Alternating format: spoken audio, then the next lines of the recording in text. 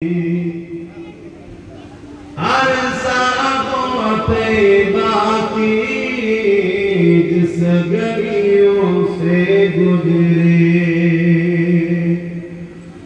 हर साथों बाकी जिस गलियों से गुजरे, इस वक्त भी गलियों से खुशबू है पसीने की।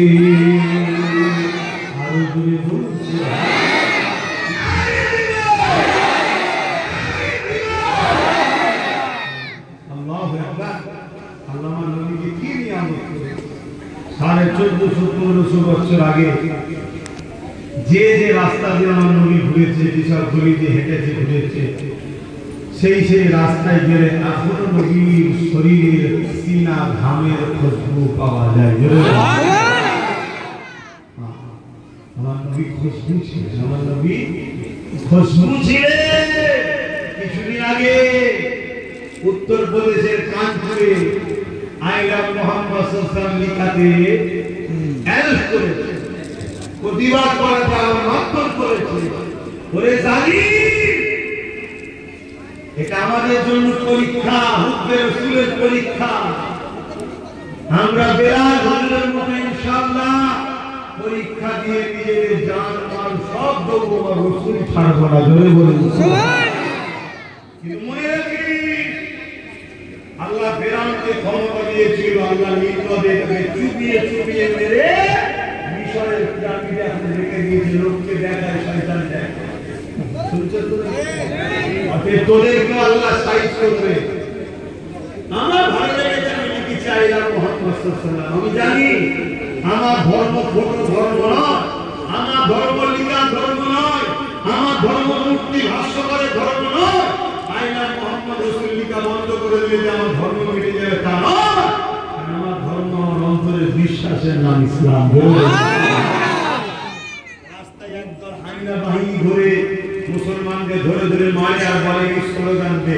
কোন মুসলমান যদি জান বাঁচাবার জন্য এই স্লোগান দেয় ইমান চলবে না। দিল থেকে বিশ্বাস যদি করে নেয় তাহলে ইমান যায়, মুখে বলতে না বলতেও লাগে।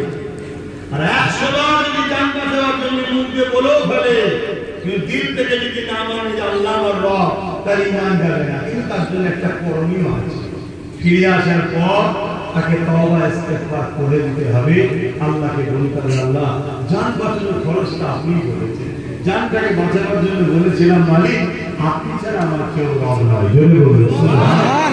দুনিয়ার অবস্থায় মারা যায়, করার পর কিয়ামতের দিন আল্লাহকে জিজ্ঞেস করবে, হ্যাঁ বান্দা তুই কি ওটা বলেছিস? আল্লাহ আমাদের খবর জানে, তারপর আল্লাহ একটা কোন ছেলে পড়ছে, কোন ছেলে পড়ে না, মাস্টার জানে না, পরীক্ষা লাগে যাতে কেউ না মাস্টারের উপর দোষ দেয় যে মাস্টার পক্ষপাতিত্ব করছে।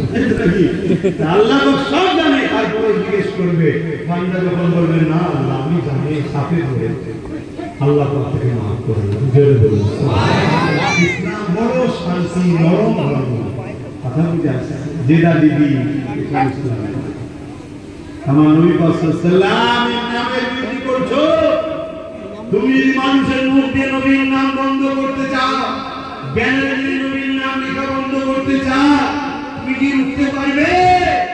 আমার নবী তো তোমাদের মতো নয়, আমার নবী তো আসমানের নবী। জোরে বলুন সুবহানাল্লাহ। আমার নবী চাঁদের নবী। জোরে বলুন সুবহানাল্লাহ।